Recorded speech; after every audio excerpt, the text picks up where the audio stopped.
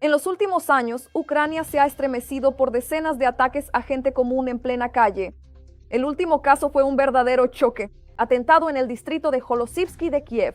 7 muertos, 14 heridos. El país estalló de inmediato en un debate. ¿Y si algún transeúnte tuviera una pistola, podría haber detenido al asesino? Esta cuestión se arrastra por años, pero aún no tenemos una respuesta clara.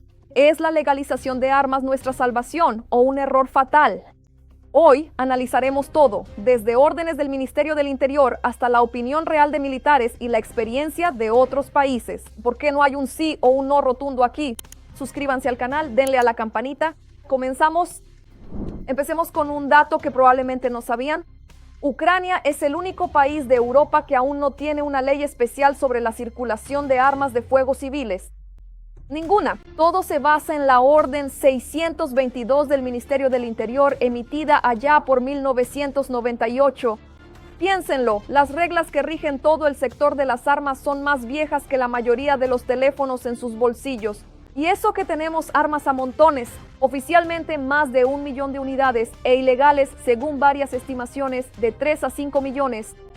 También hay que entender que ahora hay muchísimas armas ilegales en manos de la gente, muchísimas, incluidas las de cañón corto. O sea, las armas ya están aquí, están entre nosotros, solo que sin leyes normales ni control alguno. Se intentó corregir esto en febrero de 2022. A pocos días de la Gran Guerra, la Rada Suprema aprobó el proyecto de ley 5708 en primera lectura. Entonces, 274 diputados votaron a favor, pero luego vino la ley marcial, 700 enmiendas y el documento quedó estancado en la Rada por 3 años. El diputado Ihor Fries, uno de los autores de la ley, describe este absurdo así. Me parece que Ucrania estaba lista para dicha ley ya en el año 19. En cambio, nuestros numerosos intentos de pasarla por el Parlamento fueron infructuosos, excepto por la última ley, aprobada literalmente en vísperas de la invasión a gran escala.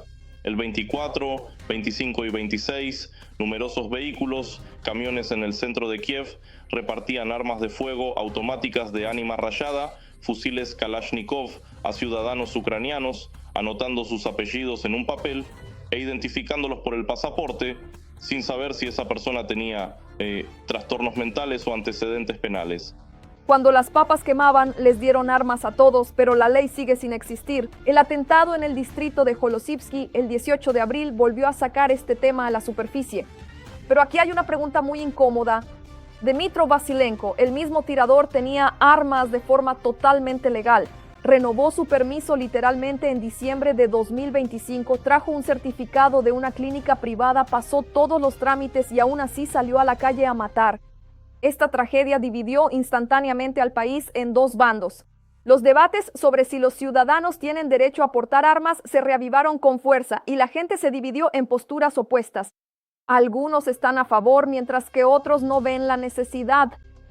No creo que si la gente tuviera armas en casa, eso hubiera impedido que este hombre matara a tantas personas. Pero a pesar de las diferencias, la mayoría de la gente está a favor de la legalización. ¿Por qué es así? Vamos a analizarlo.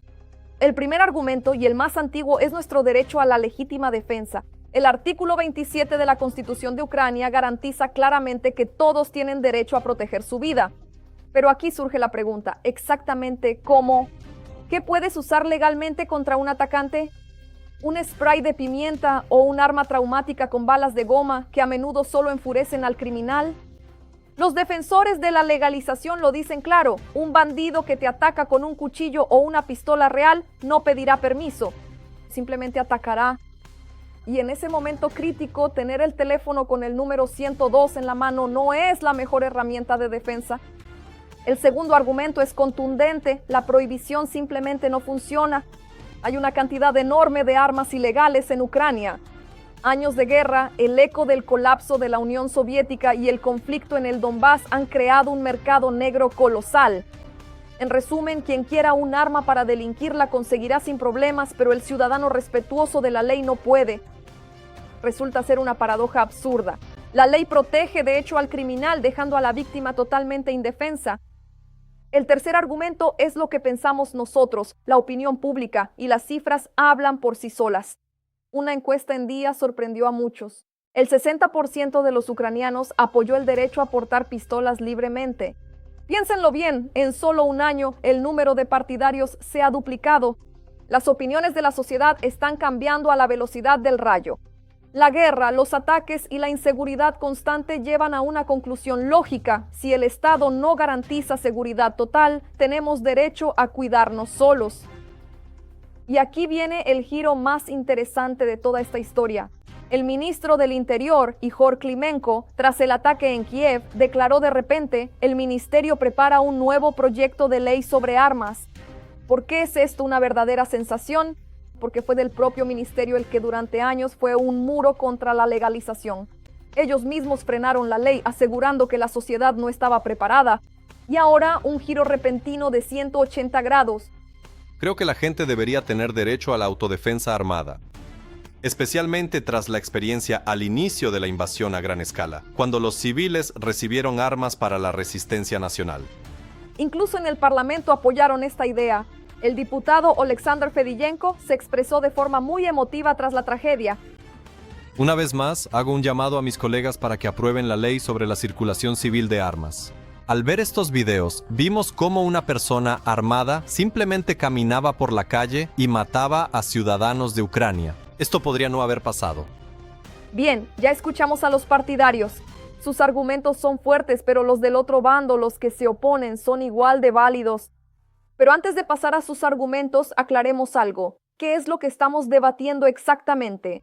Porque muchos imaginan que se repartirán armas a cualquiera casi como si fuera un supermercado, pero lo que propone el proyecto de ley 5708 es una historia muy diferente. En general, cualquier ciudadano ucraniano apto de 21 años podrá tener licencia para armas de ánima lisa y de 25 años para armas estriadas. Además de esto, hay otros puntos importantes. La abogada Katerina Anishchenko nos habló de ellos. Para esto es necesario que la persona no tenga antecedentes penales y pase los exámenes médicos. También habrá formación obligatoria, un examen y una caja fuerte para guardarlas. Se creará un registro estatal único de armas donde cada unidad estará debidamente contabilizada. Un militar describió el modelo ideal de esta manera. Creo que cuantas más armas legales haya en manos de la gente, y hablo de armas legales registradas, donde la gente se forme y pase exámenes, como si fuera una licencia de conducir, sí, donde tengan cajas fuertes y pasen pruebas psiquiátricas, psicológicas y toxicológicas cada año, todo será mucho más seguro. Suena razonable, pero surge la pregunta, ¿está el Estado preparado para garantizar todo esto? Y aquí es donde empiezan los contraargumentos serios. Karilo Budanov se expresó con claridad y sin diplomacia. Estoy en contra de legalizar y repartir armas a la gente así nada más. Eso nunca ha funcionado y tampoco funcionará ahora. Y no olviden que esto siempre tiene dos caras. La primera sí, es esa supuesta protección imaginaria. La otra es que incidentes como los de hace unos días podrían multiplicarse, porque simplemente todos tendrían un arma. Y este es el argumento más fuerte de los opositores, del que se habla menos que de los otros. Según la OMS, hasta 10 millones de ucranianos sufren de trastorno de estrés postraumático. 10 millones de personas con traumas, falta de sueño, estrés constante y pérdida de seres queridos. Por eso, muchos ciudadanos creen que no es el momento de legalizar las armas. Mi opinión es negativa. ¿Por qué? Porque esto no salvará a nadie. La gente está mal psicológicamente, necesitan tratamiento y tener armas. ¿Qué voy a hacer? ¿Sentarme en el parque con un arma? Y en esto hay una gran verdad. En un país con los nervios a flor de piel, cualquier pelea cotidiana en un parking, entre vecinos o en una cola, podría ser letal. Aún así, hay quienes apoyan la medida, pero bajo ciertas condiciones. Creo que es necesario porque vivimos en un país que está en guerra. Como vemos, ni entre los partidarios hay un frente unido. Unos luchan por la autodefensa, otros apelan al contexto de la guerra y otros lo ven simplemente como un principio básico de libertad. Pero para zanjar de una vez el debate de si hace falta o no, salgamos de Ucrania y veamos cómo funciona esto en el resto del mundo. Aquí tenemos 3 escenarios totalmente distintos. Primer escenario, Estados Unidos.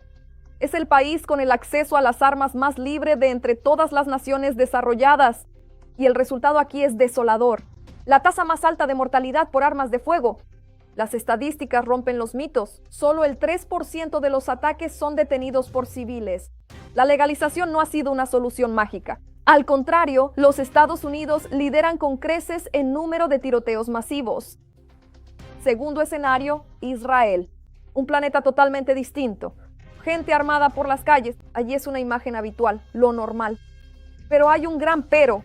La diferencia clave es que cada propietario tiene tras de sí el servicio militar obligatorio, un riguroso test psicológico y experiencia real de combate.